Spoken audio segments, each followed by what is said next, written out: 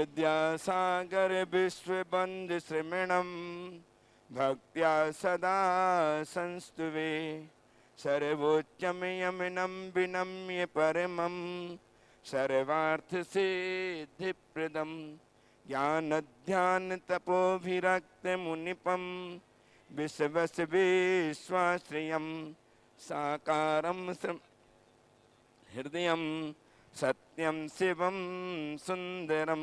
नित्य की भांति आज भी गुणायतन से अपने आप को संबद्ध करके अपने जीवन को धन्य कर रहे हैं और गुणायतन को संबल प्रदान कर रहे हैं। उन सब भव्य आत्माओं का, उदार मनाओं का मैं बारंबार वंदन अभिनंदन करता हुआ उनके नाम उच्चार कर रहा हूँ। आज गुणायतन के निर्माण निधि के रूप में जिन्होंने अपने आप को जोड़ा है, श्रीमती रजनी जैन धर्मपत्नी स्वर्गीय श्री AK जैन सहारनपुर, श्री राजेंद्र कुमारी जैन, अभिषेक जी जैन, सम्यक जी जैन शिवपुरी, श्री मोहित सिंघई, श्रीमती रूबी जैन, कुमारी मैरा सिंघई भोपाल, इन सब ने अपने आप गुणायतन की निर्माण निधि के रूप में जुड़ करके अपने जीवन को धन्य किया है। बहुत बहुत साधुवाद, आपकी तालियां लगातार बजती रहें। निर्माण मित्र के रूप में ऑनलाइन जिन्होंने अपने आप को संबद्ध किया है गुणायतन से, स्वर्गीय श्री जीवन वर्धमान बिटोडे, इनकी स्मृति में श्रीमती विमल बिटोडे, शीतल कुमार, नितिन कुमार, संगीता, अर्चना, श्रेयस, मानसी, अथर्व, समस्त बिटोडे परिवार, नासिक महाराष्ट्र, इन्होंने अपने आप को निर्माण मित्र के रूप में जोड़ करके अपने जीवन को धन्य किया है। बहुत बहुत साधुवाद, आपकी तालियां इनके सम्मान में बजती रहे। और निर्माण सारथी के रूप में ऑनलाइन अपने आप को संबद्ध करके जीवन को सारथ्य प्रदान किया है श्रीमान महंत टक्का मोरे, सुरेखा टक्का मोरे, रूपेश जैन, स्वाति जैन, प्रतीक रघोते, दीक्षा रघोते रामटेक से। बहुत बहुत साधुवाद। ऐसे ही गुणायतन के लिए, गुणायतन में स्वर्ण कार्य के लिए जैन परिवार दिल्ली की ओर से 100 ग्राम स्वर्ण प्रदान किया गया। बहुत बहुत साधुवाद। आपकी तालियां ऐसे उदार मना के लिए निरंतर बजते, तालियां बजाकर अभिनंदन कीजिएगा। श्रीमती रेणु अनिल पाटनी जैन कॉलोनी इंदौर, इन्होंने भी गुणायतन के लिए एक स्वर्ण अंगूठी प्रदान की है। बहुत बहुत साधुवाद। यदि हों तो अपने सामने खड़े होकर के आशीर्वाद प्राप्त कर लें।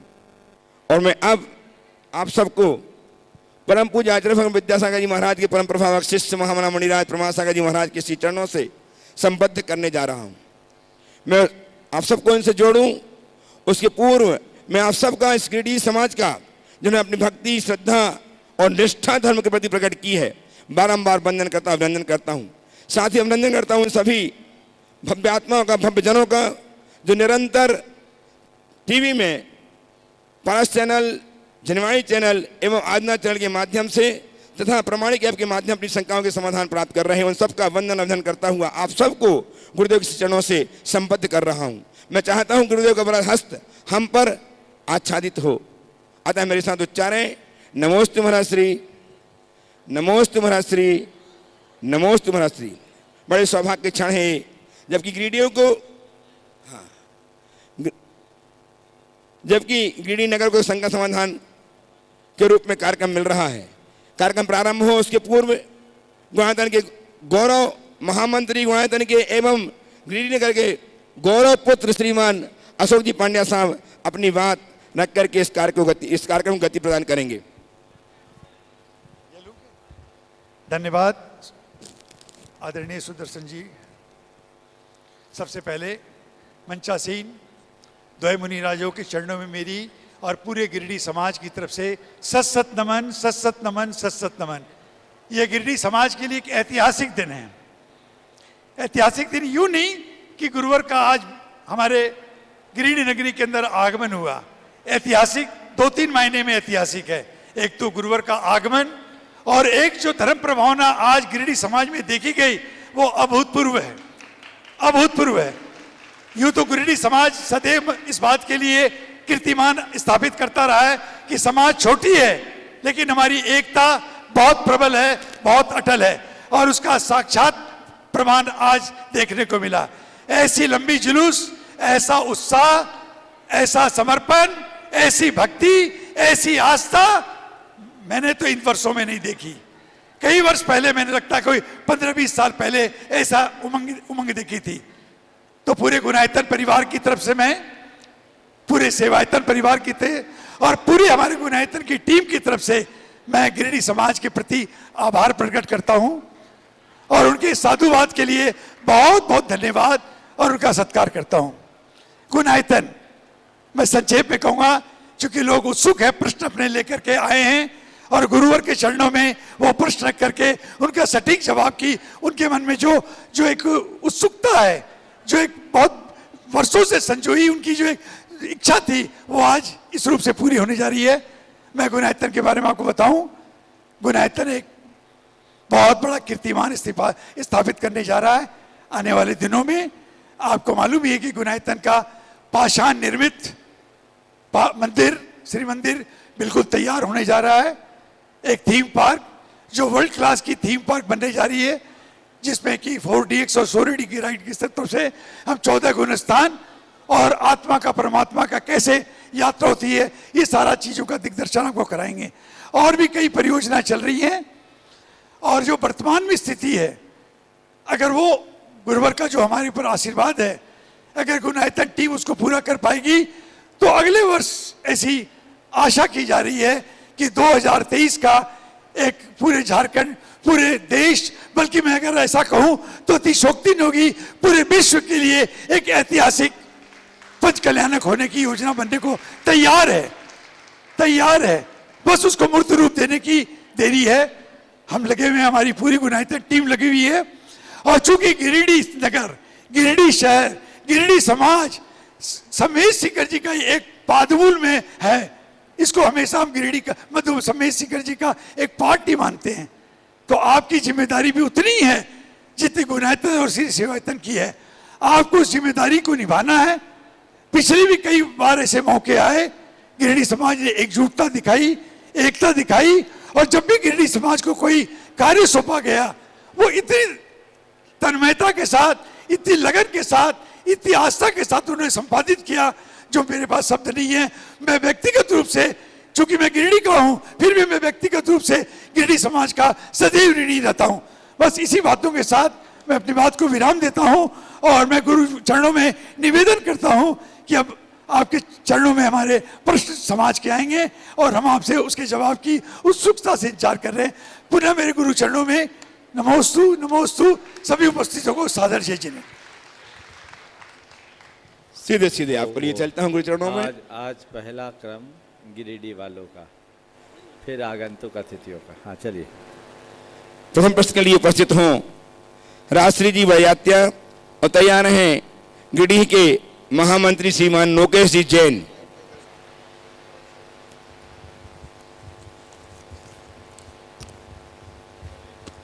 नमस्ते महाराज जी। गुरुदेव के चरणों में शत नमन करते हुए मैं ये कहना चाहती हूँ, हिंदू धर्म में मान्यता है कि गाय में करोड़ों देवी देवताओं का निवास होता है, इसलिए वे लोग गाय की सुरक्षा के लिए विशेष ध्यान देते हैं। गौशाला या गोरक्षा आदि केंद्र खुलवाने पर ज़्यादा जोर देते हैं।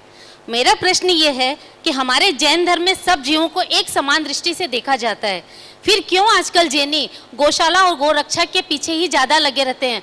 क्यों मछली खाना, कुत्ता खाना, बकरी खाना, ये सब क्यों नहीं करते? उनके लिए क्यों नहीं करते हैं? बहुत अच्छी बात है। जितनों का हम संरक्षण दे सके दे, हमें सबका संरक्षण देना चाहिए। लेकिन हमारे हाथ बहुत छोटे हैं कि इनको संरक्षण देंगे। गौ को इसलिए प्रमुखता दी जाती है क्योंकि गौ का एक अर्थ धरती होता है। हमने गौ को संरक्षण दिया, यानी प्रतीकात्मक रूप से इस धरती के हर प्राणी को संरक्षण देते हैं, समझिए। और हर व्यक्ति माँ के दूध के साथ साथ गाय के दूध से ही बढ़ता है। इसलिए हमारी संस्कृति में गाय को विशेष दर्जा दिया गया, उसे अपने परिवार के हिस्से की तरह देखा गया। चूल्हे की पहली रोटी उसे समर्पित की गई, इसलिए गाय के प्रति विशेष रुझान रहता है। लेकिन इसका अर्थ ये नहीं है कि अन्य को नहीं कर सके। पर जैसा मैंने पहले कहा कि हमारे हाथ बहुत छोटे हैं, हम किनको संरक्षण दे सकते हैं, उसी अनुरूप कार्य करें। नमस्ते महाराज जी। आइए श्रीमान नोकेश जी जैन महामंत्री गिरिडीह दिगंबर जैन समाज, और तैयार हैं श्रीमान विजयजी सेठी संरक्षक गिरिडीह दिगंबर जैन समाज के संरक्षक श्रीमान विजयजी सेठी। परम पूज्य गुरुदेव के चरणों में बारंबार नमोस्तु निवेदन करते हुए गुरुदेव से एक छोटी सी शंका है। भगवान आचार्य पूज्यपाद स्वामी ने इष्टोपदेश ग्रंथ में एक गाथा लिखी है कि परोपकृति मुत्सृज्य सोपकार परो भव उपकुर्वन परस्य आग्यो दृश्य मानस्य लोकवत।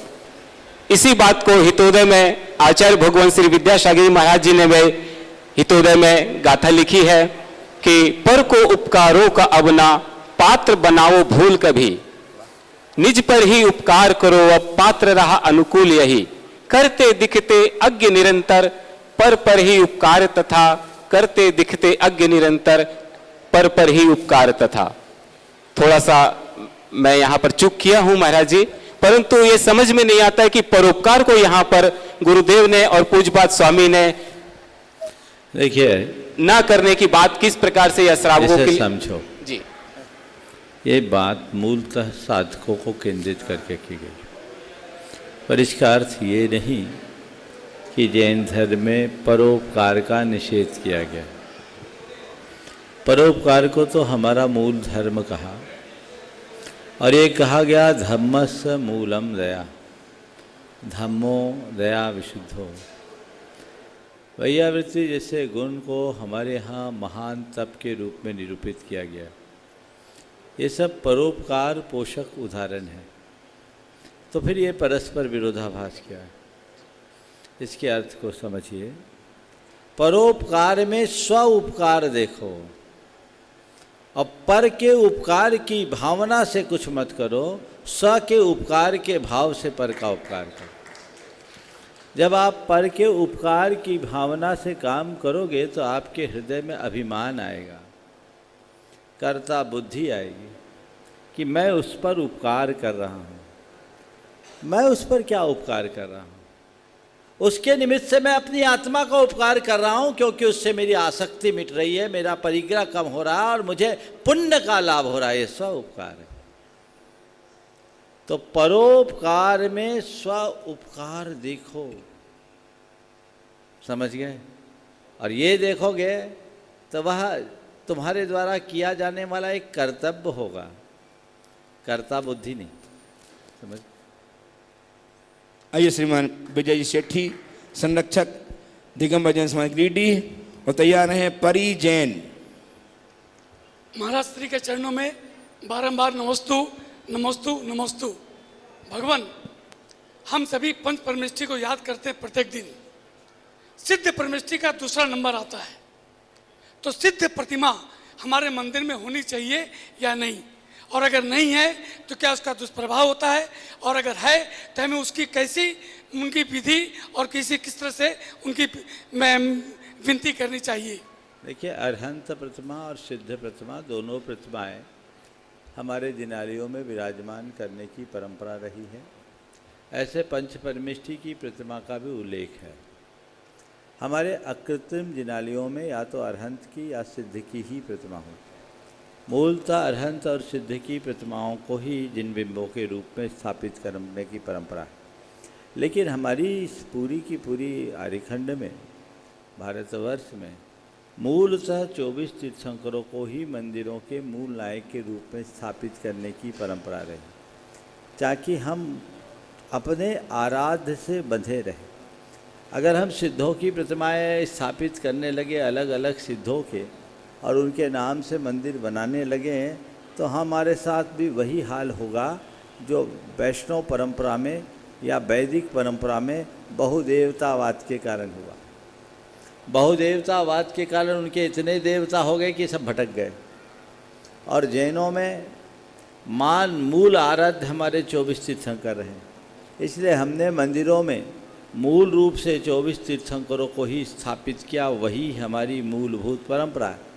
ये बात और है कि 20वीं शताब्दी में कुछ लोगों को यहाँ के 24 तीर्थंकरों से लगाव कम होकर सिमंदर स्वामी प्रेम ज़्यादा हो गया, लेकिन उन्हें मूल नायक बनाने का कहीं कोई विधान शास्त्रीय नहीं है। प्रतिष्ठा ग्रंथों में भी 24 ग्रंथ तीर्थंकरों की प्रतिमा को ही विधि नायक और मूल नायक के रूप में स्थापित करने का विधान मिलता है। जहाँ तक सिद्ध प्रतिमा को स्थापित करने की बात है तो आप स्थापित कर सकते हैं, लेकिन सिद्ध प्रतिमा और अरहंत प्रतिमा का स्वरूप भी शास्त्रों में बताया। सिद्ध प्रतिमा भी साकार होनी चाहिए, निराकार नहीं। सिद्ध प्रतिमा वो नहीं जो आप लोगों के मंदिरों में एक पोली सी चीज़ दिखती है। वो तो सिद्ध आकृति है, उसकी प्रतिष्ठा भी नहीं होती, उसकी केवल शुद्धि होती। कहीं भी अगर मंदिरों में वो विराजमान है, जिसको आप लोग सिद्ध प्रतिमा बोलते हो और सिद्ध प्रतिमा मान करके अभिषेक करते हो, वो प्रतिष्ठित ही नहीं हुई है, ये केवल रूढ़ी है। वेदी में सिद्धों की आकृति दिखे इसलिए रखा जाता है। अब लोग हैं भावना में बहकर उनका भी अभिषेक कर लेते, उनको सिद्ध भगवान मानते, प्रतिमा में उनकी गिनती नहीं है। अगर आपको सिद्ध प्रतिमा विराजमान करने का भाव है तो विराजमान कीजिए ऐसी सांगोपांग प्रतिमा को। अंतर केवल इतना है कि प्रातिहार्य सहित प्रतिमा अरहंत प्रतिमा और प्रातिहार रहित प्रतिमा का नाम सिद्ध प्रतिमा। सिद्ध प्रतिमा में न तो श्रीवत्स होगा, न छत्र चंवर आदि होंगे और न ही कोई चिन्ह होगा। आप विराजमान करना चाहते कर लीजिए, पर ऐसा मत सोचिए कि आपके मंदिर में सिद्ध प्रतिमा नहीं है तो कुछ गड़बड़ होगा। अब पता नहीं, जितने त्यागी, जितने विद्वान, जितने साधु उतने आगम हो जाते हैं। अब लोग आकर के उतनी राय दे देते हैं। मैं आप लोगों से कहूँगा, जो वर्षों से आप काम करते आ रहे हो उसमें अब ज़्यादा दिमाग मत लगाइए। ज़्यादा ज्ञान पाओगे तो कन्फ्यूज हो जाओगे, समझ गए। सिद्ध प्रतिमा विराजमान करने का भाव है, करिए, लेकिन तब करिएगा जब आपकी वेदी में जगह हो और प्रतिमा ऊनी हो। अब मान लीजिए अभी महाराज ने कहा हाँ सिद्ध प्रतिमा विराजमान करना है, तो अपने को सिद्ध प्रतिमा विराजमान करना पता लगा भगवान के लिए जगह ही नहीं है, 3 की सीट में 5 को बिठाओगे। या अभी ऊन प्रतिमा है, कल पूर्ण हो जाएगी तो 1 की जगह 2 लाना पड़ेगा। ऐसा बिल्कुल नहीं करना चाहिए। मैं तो सभी जगह के समाजों को कहता हूँ, अपने मंदिरों में प्रतिमा विराजमान करने का एक नियम बना देना चाहिए कि हमारे यहाँ इतनी प्रतिमाएं विराजमान हैं, इतनी अगर और होनी तो इतनी होगी, नहीं होनी तो नहीं होगी, इसके बाद कुछ नहीं होगी, लॉक करना चाहिए। कई जगह हमने देखा है लोग भावनाओं में प्रतिष्ठाएं करा देते हैं और वेदियों की हालत ख़राब हो जाती है। तो इन सब बातों को, मैं आपकी ही बात नहीं कर रहा हूँ, ये बीमारी गिरिडीह की नहीं, ये बीमारी पूरे हिंदुस्तान की। तो जहाँ कहीं है, मैं ये मंच चूँकि पूरे देश का मंच है, इसलिए मैं सभी को संदेश देना चाहता हूँ कि इसमें किसी तरह का कन्फ्यूजन नहीं रखना चाहिए। हमारे मूल आराध्य 24 तीर्थंकर है। डॉक्टर बलदेव प्रसाद उपाध्याय एक बहुत बड़े विद्वान हुए हैं, प्राच्य विद्या के विशारद। उन्होंने भारतीय संस्कृति का इतिहास लिखा कई भागों में। उसमें उन्होंने एक बहुत बड़ी टिप्पणी की, लिखा कि जैन लोग अपने मूल आराध्य के रूप में 24 तीर्थंकरों से बंधे रहे, इसलिए जैन धर्म सुरक्षित रहा। अन्यथा वैदिकों की तरह बहुदेवतावाद होता तो वो भी छिन्न भिन्न हो जाते। बिल्कुल सही, समझ गए। तो मैं पुनः कहूँगा, हमारे जिनालयों के मूल नायक 24 तीर्थंकर ही होने चाहिए।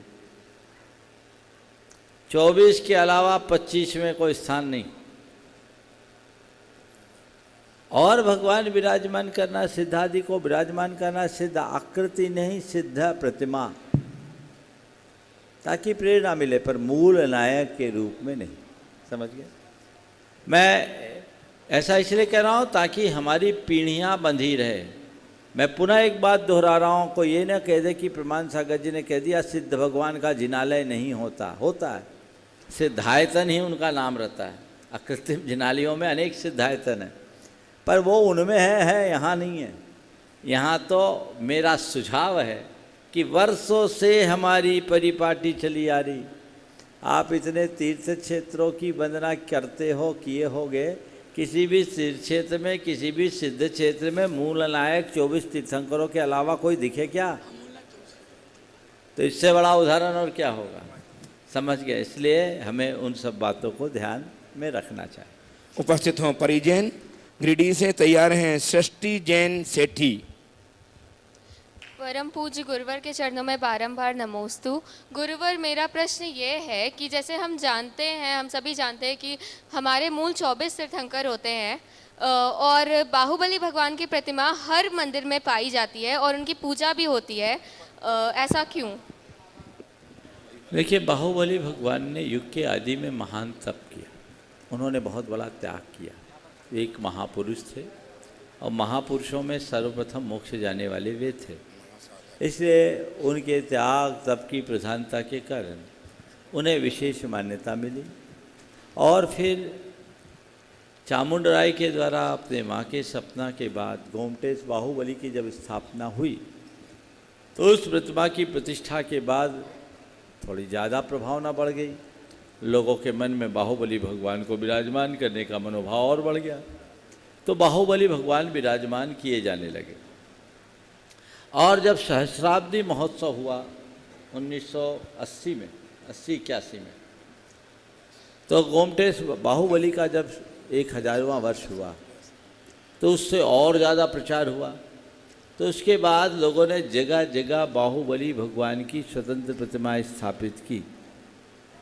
बाद में विद्वानों का ध्यान गया कि बाहुबली चूंकि तीर्थंकर नहीं है, इसलिए हमें उन्हें वेदी के मूल नायक के रूप में स्थापित नहीं करना चाहिए। इस पर काफ़ी मंथन हुआ विद्वानों के बीच में, और फिर एक सुधार हुआ कि जहाँ अकेले बाहुबली हैं तो उनके साथ आदिनाथ भरत बाहुबली त्रिमूर्ति स्थापित कर दो और मूल नायक आदिनाथ हो जाए। ऐसा बहुत जगह परिवर्तन किया गया, बहुत जगह आज भी यथावत है जैसे थे। लेकिन आप ये देख लिए, खुद गोमटेश बाहुबली के मूल नायक बाहुबली नहीं है, वहाँ के मूल नायक कौन है? नेमिनाथ भगवान है। मैं तो गया नहीं, नेमिनाथ ही है ना? हाँ हाँ, नेमिनाथ ही है, ऐसा बताते हैं लोग। वहाँ के मूल नायक बाहुबली नहीं है, क्योंकि हमारे मूल आराध्य 24 तीर्थंकर हैं।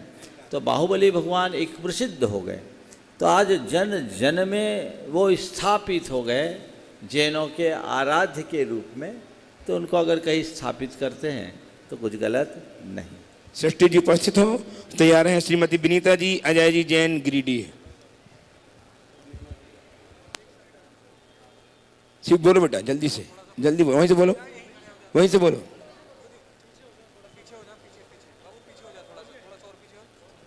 जल्दी बोलिए। नमोस्तु महाराष्ट्री, मेरा नाम सृष्टि जैन है। मेरा सवाल यह है कि जब नमोकार मंत्र को महामंत्र कहा गया है तो फिर उसके अलावा मम्मी हमेशा मुझे क्यों कहती है कि सृष्टि चालीसा सीखो, भक्तामर सीखो, पूजा करना सीखो। ऐसा क्यों है महाराष्ट्री? नमोकार मंत्र पर्याप्त क्यों नहीं है? बहुत सुंदर। नमोकार मंत्र पर्याप्त क्यों नहीं है? देखो, किसी को फीवर आता है ना, तो उसको पैरासीटामॉल दे दे तो काम चल सकता है, वो अपने आप में पर्याप्त है। लेकिन जब उसको डॉक्टर प्रिस्क्रिप्शन लिखता है तो पैरासीटामॉल के साथ साथ 2-4 दवाइयाँ और भी देता है, कुछ टॉनिक वॉनिक भी दे देता है जो एडिशनल होता है। क्योंकि अकेले पैरासीटामॉल दिखे तो लिखेगा डॉक्टर ने कुछ दिया नहीं, केवल एक टेबलेट दिया। ऐसे ही अगर किसी को केवल नमोकार मंत्र बोल दिया जाए तो बोले ये तो हम जपते ही हैं, तो उसके साथ कुछ एडिशनल चीज़ें देंगे तो उससे हमारी श्रद्धा और बलवान होगी, कमज़ोर नहीं होगी। फिर दूसरी बात और है कि हमने नमोकार मंत्र मात्र जपा तो हम कितनी देर जपेंगे? थोड़ी देर जपे हो गया काम। लेकिन जब चालीसा और अन्य चीज़ों को लगाएंगे तो किसी न किसी में हमारा मन लगेगा ना। इसलिए नमोकार मंत्र हमारा मूल मंत्र है, उसे तो जपना ही चाहिए, लेकिन अपने मन को रमाने के लिए जितनी बातें सीख सके उतना सीखना चाहिए और आनंद मनाना चाहिए। श्रीमती विनीता जी, अजय जी जैन गिरिडीह उपस्थित हो, तैयार रहें आहना सेठी जैन। ओ बोलो। विनीता जैन का गुरुवर के चरणों में शत शत नमोस्तु। महाराज श्री, जब हम कोई भी कर्म करते हैं हमें उसके अनुकूल हमें फल स्वरूप उसके अनुकूल हमें फल नहीं प्राप्त होता है तो हम कहते हैं कि हमारे भाग्य में नहीं था। महाराज श्री, यही मेरी सबसे बड़ी दुविधा है कि कर्म बड़ा है या भाग्य? अक्सर ये सवाल आता है, मैंने अनेक बार इसका उत्तर दिया है, समझ गए। सार में मैं इतना ही कहूँगा कि मेरे भाग्य में क्या है मुझे नहीं पता, पर मुझे क्या करना है इसका मुझे पता है और पता होना चाहिए, मुझे वही करना चाहिए। लेकिन खूब प्रयत्न करने के बाद भी अगर परिणाम अच्छा ना आए, मन अधीर होने लगे, तब सोचना चाहिए शायद मेरे भाग्य में ऐसा ही है जो मन को समाधान दे। पहले से भाग्य भरोसे बैठने वाला मनुष्य कभी सफल नहीं होता। आगे। आइए आयना जी सेठी गिरिडीह से और शशि चौधरी जी तैयार हैं गिरिडीह से ही। नमोस्तु महाराज जी, मेरा नाम आहना जैन है। आज मैं आपसे यह सवाल पूछना चाहती हूँ कि भगवान तो हर जगह होते हैं, आप में, मेरे में, इधर उधर का हर जगह, तो हम लोग दर्शन करने मंदिर क्यों जाते हैं? बहुत सुंदर। खड़े रहो बेटा, खड़े रहो, खड़े रहो। तुम तो छोटी सी बच्ची हो। एक जगह एक बच्चे के लिए घर के लोगों ने कहा, महाराज जी इसको बोलिए मंदिर दर्शन करने के लिए जाए।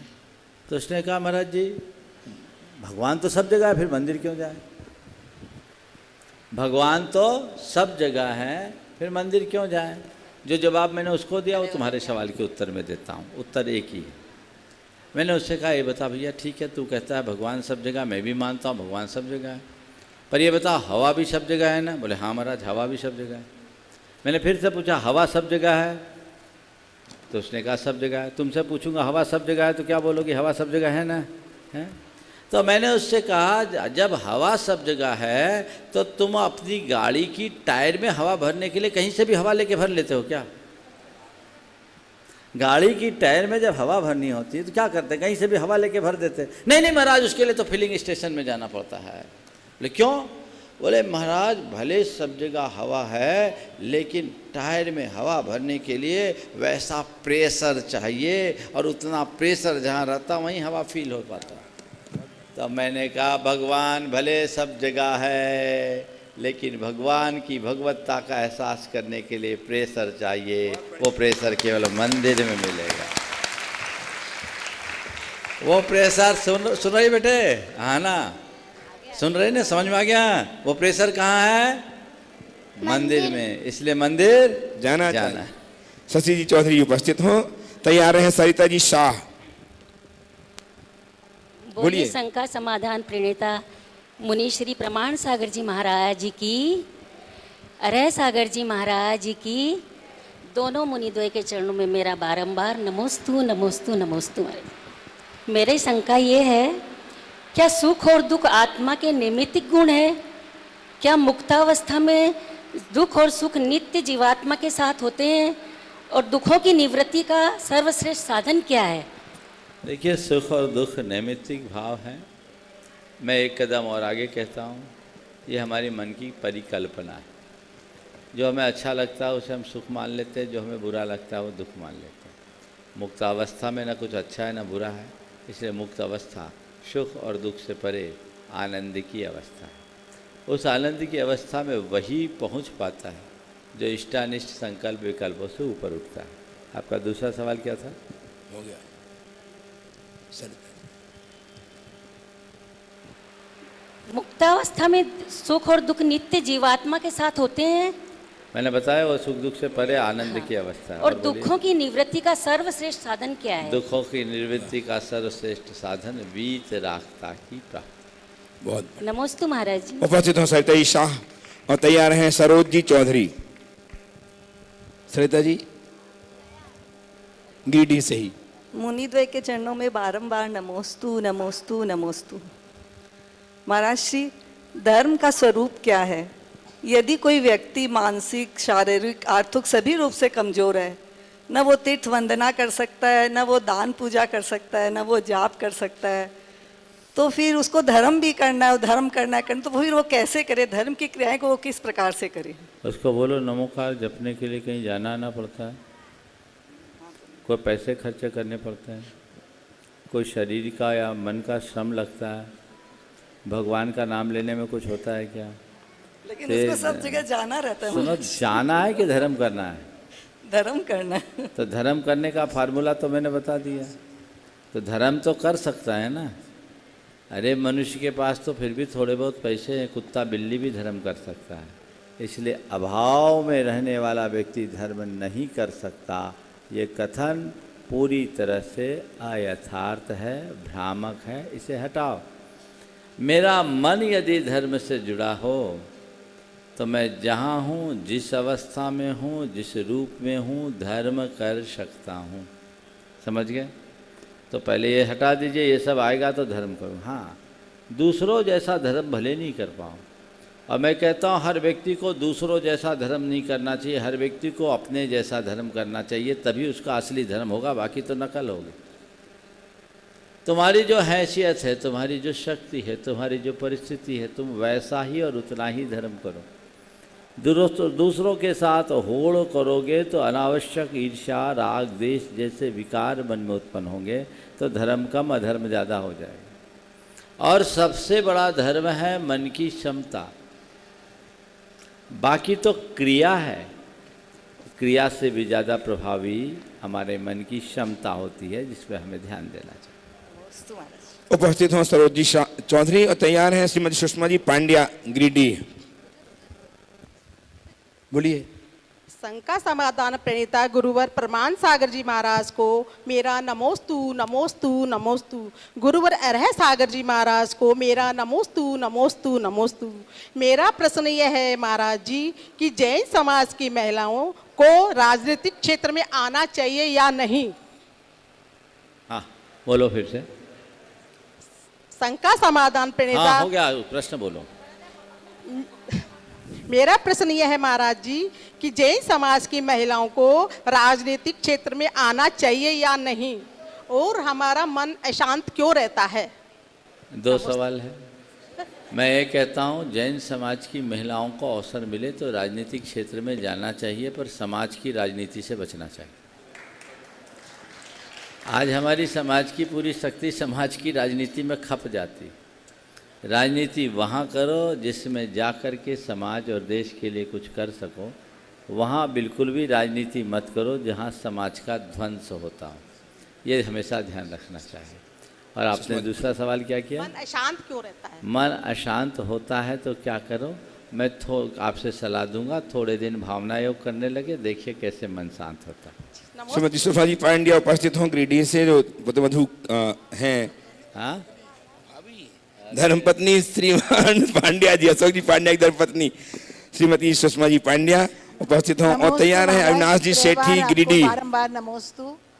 महाराज श्री, मेरा प्रश्न है कि पुराने ज़माने में जो शांति का अनुभव हम लोग किया करते थे, वो आज आधुनिकता के इस चरम युग में वो वैसी फीलिंग हम लोग महसूस नहीं कर पाते हैं। वो अच्छा काम करके भी वो शांति नहीं मिलती जो कि पहले छोटा छोटा काम करके भी शांति महसूस हुआ करती थी।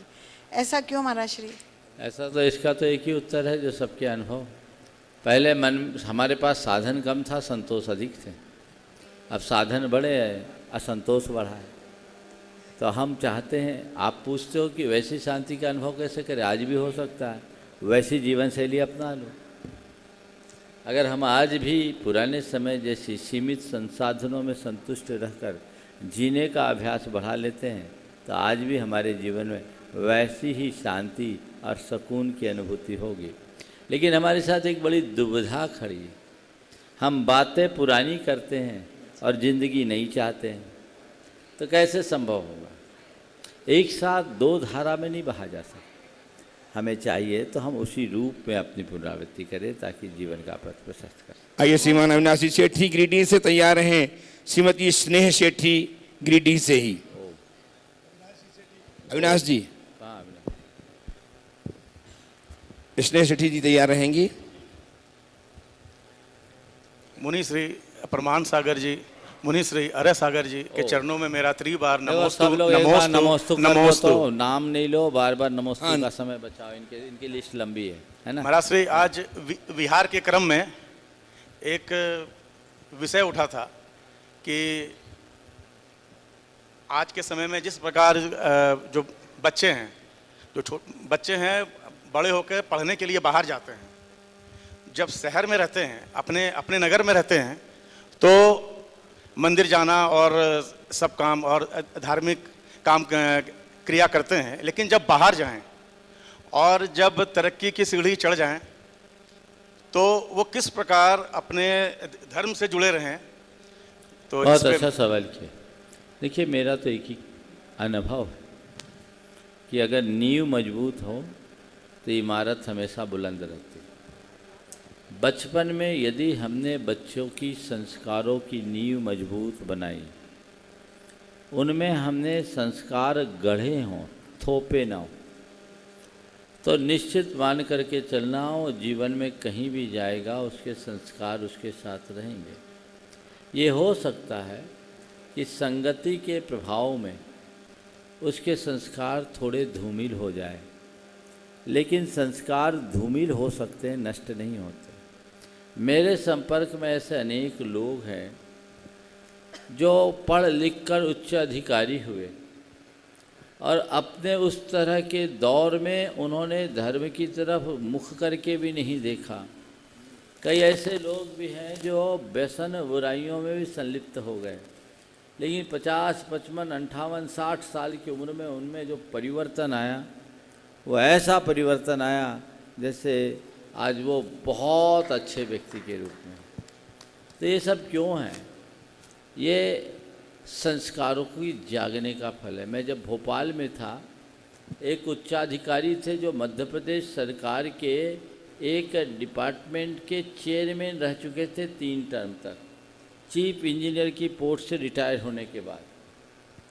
वो मेरे संपर्क में आए, हमारी क्लासेस अटेंड की, तो उन्होंने कहा महाराज जी आपने आंखें खोल दी, मैंने अपने जीवन के 66 वर्ष व्यर्थ में निकाल दिए।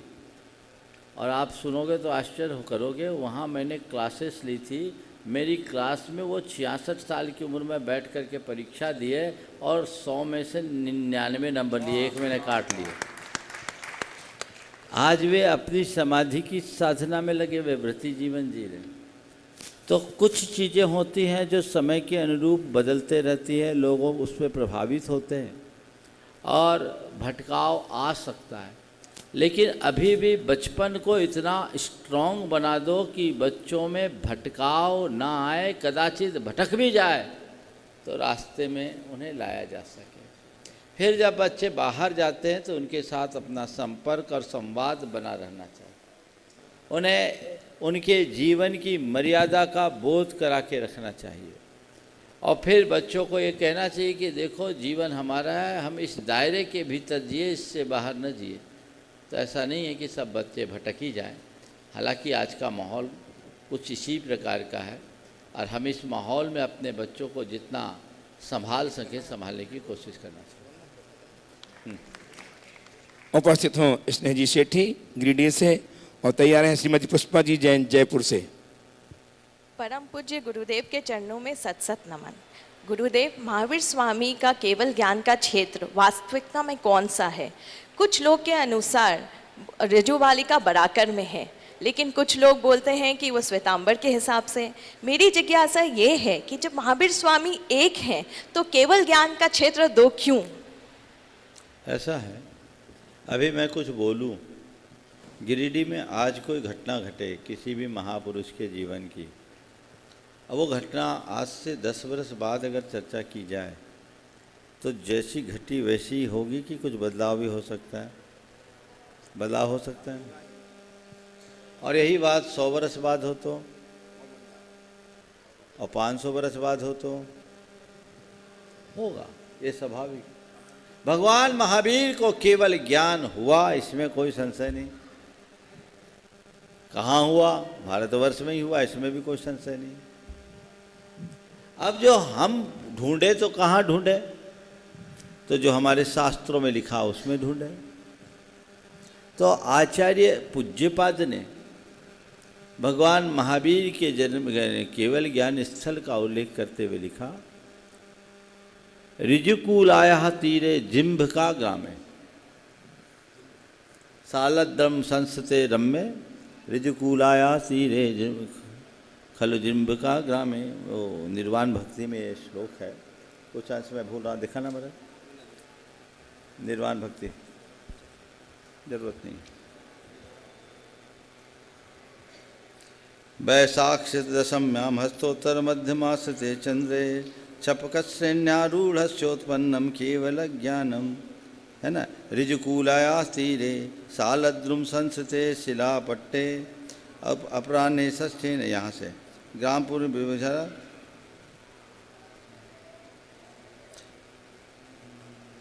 नहीं, 1 मिनट मैं वो देख रहा हूँ ना।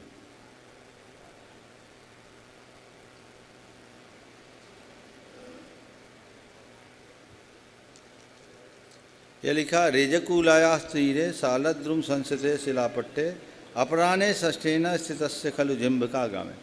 रिजुकूला नदी के तीर में एक साल पेड़ के नीचे रखे शिलापट्ट पे जिम्बका गांव में भगवान महावीर को केवल ज्ञान हुआ। ये हमारे शास्त्रों में है। तो ये जिम्बका गांव को जब खोजा गया और रिजुकूला नदी वर्तमान में जो जमुई है, जमुई की जमुई नदी है जो पूरी तरह बालू की नदी, और वो अपभ्रंश हो गया उसका। डॉक्टर नेमीचंद ज्योतिषाचार्य ने इस पर काफ़ी प्रकाश डाला है। तो उस आधार पर रिजुकूला नदी का तीर वो जमुई नदी है और जमुई जिम्बका गांव में भगवान महावीर के केवल ज्ञान का स्थल बनाया गया।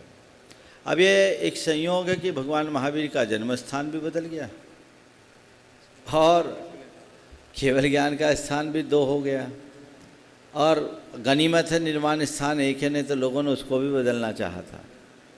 मैं इसे सकारात्मक रूप में देखता हूँ कि चलो हमें एक नहीं 2 तीर्थ मिल रहे हैं, क्या हानि है। इसलिए दिगंबर और श्वेतांबर परंपरा की बात नहीं है। जिन शास्त्रों में हमारी आस्था है हम उसी अनुरूप अपना सारा व्यवहार करते हैं और उसी के अनुसार सारे कार्य संपन्न होते हैं। पुष्पा जी जयपुर से उपस्थित हों। तैयार हैं श्रीमान अंकित जी पांड्या, पुत्र श्रीमान अशोक जी पांड्या। दोनों गुरुवरों के चरणों में मेरा कोटि कोटि नमोस्तु नमोस्तु नमोस्तु। महाराज श्री, बिहार के अंदर आप लोगों के साथ चलने का सौभाग्य हमें कौन से कर्म के उदय से मिलता है? कर्म के उदय से नहीं मिलता, कर्म कमाने के मौके से मिलता है। और अच्छा कमाओ। महाराज श्री, ऐसा हम क्या करें कि एक दिन हम भी पद बिहारी बन सके? बस थोड़े दिन मुनियों के साथ बिहार करो, इतना पुण्य आएगा कि पद बिहारी हो जाओ। नमस्ते। अंकित जी पांड्या उपस्थित हों। गौरव हैं जो श्रीमान अशोक जी पांड्या साहब के। और तैयार हैं सुमन शाह, नेहा शेट्टी जी गिरिडीह। नमोस्तु महाराज। महाराज श्री, आज विहार के दौरान मेरे पुत्र ने एक सवाल मुझसे पूछा कि ये कौन से भगवान हैं। तो 4 साल का मेरा पुत्र है, मैं जवाब उस समय दे नहीं पाया, आपके सामने वो बैठा हुआ था। तो मेरे मन में उसी समय कबीर दास का एक दोहा याद आया, गुरु गोविंद दोनों खड़े काक्यू लागे पाए, बलिहारी गुरु आपने गोविंद दियो बताए। तो महाराज श्री, मेरा ये सवाल है कि हम आपको सुनते हैं, आपको देखते हैं, आपका स्मरण भी करते हैं, आपका स्पर्श भी करते हैं, आपका आशीर्वाद लेते हैं, आपसे प्रेरित होते हैं। तो हम अपने बच्चों को ये भगवान की जो मूर्ति है उससे प्रेरणा मिलती है, कैसे मिलती है, वो कैसे सिखाएं कि भगवान आप ही हैं, कि वो भगवान जिन्हें हमने कभी देखा भी नहीं है, सिर्फ आपके माध्यम से जाना है। बहुत बहुत अच्छा सवाल किया उस बच्चे ने। आपने अपने ढंग से जवाब दिया, पर यदि उसकी जगह मैं होता और मेरे सामने अगर किसी मुनि को देखकर कोई छोटा बच्चा सवाल करता कि ये कौन से भगवान हैं, तो मैं उससे कहता ये चलते फिरते भगवान। बस बच्चों को इतना ही उत्तर देना है और उनको समझाना है कि बेटे आज जिनको हम भगवान की तरह पूछते हैं ना, आज से पहले भगवान भी ऐसे ही मुनियों की तरह विचरण किया करते थे। आज तुम जिन्हें पूछ रहे हो ये कौन से भगवान हैं, बस ये भगवान की फोटोकॉपी है, ये चलते फिरते भगवान हैं। आने वाले दिनों में जब भी आगे बढ़ेंगे इसी मार्ग से चलते चलते भगवान बने। बच्चों को मुनियों का जो परिचय है वो इस तरीके से कराना चाहिए कि उनके हृदय में उनकी परमेष्ठी जैसी आस्था बन जाए। मुनि महाराज कोई साधारण हस्ती नहीं, वे हमारे परमेष्ठी हैं जिन्हें आप नमो लोए सब शाहुनम के रूप में रोज जपते हो। ये आस्था यदि कूट कूट करके हृदय में भर दी जाए तो बड़े होने के बाद बच्चों को कहने की ज़रूरत नहीं पड़ेगी कि तुम्हारे यहाँ अमुक महाराज जी आए हैं, तुम उनके दर्शन को जाओ। उसका मन मचलेगा। निश्चित मुनि भगवान नहीं हैं, पर भगवान ने जो रास्ता बनाया उस रास्ते को प्रशस्त करने वाले वे ही हैं। हमारे आचार्य कुंदकुंद ने मुनियों को जंगम प्रतिमा कही है, समझ गए? तो चलते फिरते सिद्ध के रूप में, चलते फिरते भगवान के रूप में मुनि को माना जाता है। मंदिर में विराजित भगवान से हमें प्रेरणा मिलती है, पर वो मूक प्रेरणा मिलती है, मुखर नहीं। गुरु हैं जिनसे हमें मूक नहीं मुखर प्रेरणा प्राप्त होती है, वो हमारे जीवन की दिशा और दशा को बदलते हैं। मैं समझता हूँ उस बच्चे ने जो सवाल किया बहुत अच्छा सवाल है। तुमने उस समय तुम्हें जो सूझा उत्तर दे दिया, बहुत अच्छा दिया, लेकिन आगे से और तुम्हारे इस सवाल के माध्यम से बहुतों की भ्रांतियाँ टूटेगी। हमें इस दिशा में आगे बढ़ना चाहिए और बच्चों के हृदय में वह बिठाने का प्रयास करना चाहिए जिसकी उन्हें आवश्यकता है। उपस्थित हों श्रीमती नेहा जी सेठी, तैयार है प्रीति जी शाह। ओ नेहा जी सेठी जल्दी से। देखिए, आगे के सवाल आए उससे पहले मुझे 2 मिनट कुछ कहना ज़रूरी है। हाँ, पहले मुझे कह लेने दो, नहीं तो फिर मामला कटने वाला है। घड़ी मेरे सामने। आज गिरिडीह वालों का बड़ा सौभाग्य है कि आज का दिन इन्हें बोनस में मिल गया। आना तो गाड़ी सुबह थी, गाड़ी सुबह आनी थी, पर आज बिफोर टाइम आ गए। गर्मी का समय था, हमारे प्रवास स्थल से दूरी भी ज़्यादा थी, लेकिन मुझे लगा कि सबकी भावना है। मैंने महाराज जी से पूछा, महाराज ने कहा महाराज खींच लो। और आज जितनी गेंद थी उतने रन की दरकार थी, लेकिन एक ऐसा सिक्सर लगा कि 49वें ओवर में मैच पूरा हो गया। जो भावना आज आप लोगों ने यहाँ प्रदर्शित की और निश्चित बहुत ही सराहनीय है। गिरिडीह के लोग कोई पुराने नहीं हैं। यहाँ मेरे ख्याल से 6वीं बार आना हुआ होगा। हाँ, एक बार नहीं, और एक बार करीब करीब 1 महीने के करीब प्रवास भी यहाँ हुआ। और अभी गुनायतन की चर्चा कर रहे थे। गिरिडीह से गुनायतन का पुराना नाता है। महामंत्री तो गिरिडीह से हैं ही, लेकिन एक रहस्य की बात मैं आज सबको बताना चाहता हूँ। 2007 के दिसंबर माह में जब मैं यहाँ था, गुनायतन की पहली स्क्रिप्ट 7 दिनों में मैंने यहीं लिखी थी। जो उसकी पूरी थीम बनी थी, उसका लेखन आपके गिरिडीह में ही हुआ। समझ गए? पहले उस समय गुनायतन केवल मेरे मस्तिष्क में थी, ना कोई कमेटी बनी थी, ना कोई ज़मीन खरीदी गई थी, लेकिन भूमिका मेरे मन में थी। तो इसलिए गिरिडीह से गुनायतन का विशेष नाता है, और ये नाता गिरिडीह वाले को निभाते रहना। न केवल अशोक जी तो पूरे समाज का प्रतिनिधित्व तो करते ही हैं, ये पूरी समाज की जिम्मेदारी है।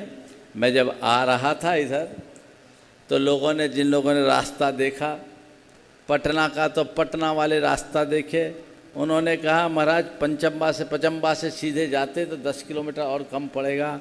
हमने कहा भैया पंचम्बा से 10 कम पड़े चाहे 20 कम पड़े, महामंत्री की नगरी है, गिरिडीह कैसे छूटेगा? उसको तो जाना ही है, उसको बाईपास करके जाना ठीक नहीं है। निश्चित गिरिडीह वाले बड़े भाग्यशाली हैं, और पटना का ये रास्ता खुलने से तुम्हारा भाग और खुल गया। ये रास्ता भी अगर नहीं होता तो हमारी गाड़ी कहीं और गई होती। लेकिन बहुत अच्छी भावनाएं आप लोगों ने प्रदर्शित की है। यहाँ आए, बहुत अच्छा लगा। सभी जाने पहचाने चेहरे हैं। मैं सबसे यही कहूँगा, जुटे रहें, हृदय में एक ही भाव हो कि देव, गुरु और शास्त्र के प्रति मेरी श्रद्धा उत्तरोत्तर बलवती हो, और उनके माध्यम से मैं धर्म का मार्ग सीख कर अपने जीवन का पथ प्रशस्त करूं। हमारा मनुष्य जीवन बहुत दुर्लभ है और क्षणभंगुर है। आज हमारा जीवन है, कल रहे न रहे इसका कोई भरोसा नहीं। तो इससे पहले कि हमारा जीवन जाए, उसका सार हमें ग्रहण करने का प्रयास करना चाहिए। तो इस दिशा में सब लोग लगे रहें, अपने आप को जोड़कर आगे बढ़ाएं। कल का दिन आपके नाम पर, पूरा दिन कल का गिरिडीह वालों के लिए है। बाकी जो भी होगा आपको बता दिया जाएगा। कल क्या प्रातःकाल वो करना है कि भावना योग करना है? चलिए वही कर लीजिए, कल वो कर लीजिए। बोल दीजिएगा, अभी बता देंगे अशोक जी। अशोक जी की भावना है कि महाराज आप यहाँ आए हैं तो रास्ते में उन्होंने मुझसे कहा कि बृहद शांति धारा यहाँ हो जाए, तो हो जाएगी। कल आप वो लाभ लेंगे, पूरी समाज लेगी। जो लगभग 45 मिनट की शांति धारा होती है वो कल 7 बजे से उसको प्रारंभ करें। बाकी जिन लोगों का नंबर रह गया है वे कल का शंका समाधान तो आप लोगों को ही मिलेगा। ये बात और है कितने बजे मिलेगा ये कल बताएंगे, पर कल का शंका समाधान गिरिडीह में ही होगा। समय आगे पीछे हो सकता है, आप ये देखिए, ये लाभ आप लोग लीजिए। और ऐसी ही भावना, जिस तरह की भावना आप लोगों ने आज प्रदर्शित की है, ये भावना निरंतर बने रहे और हम धर्म मार्ग में आगे बढ़ सकें। इस प्रकार आज के इस सत्र को परम पूज्य गुरुदेव के चरणों में नमन अर्पित करते हुए यहीं पर विराम देना चाहेंगे। बोलिए परम पूज्य आचार्य गुरुवर श्री विद्यासागर जी महाराज की।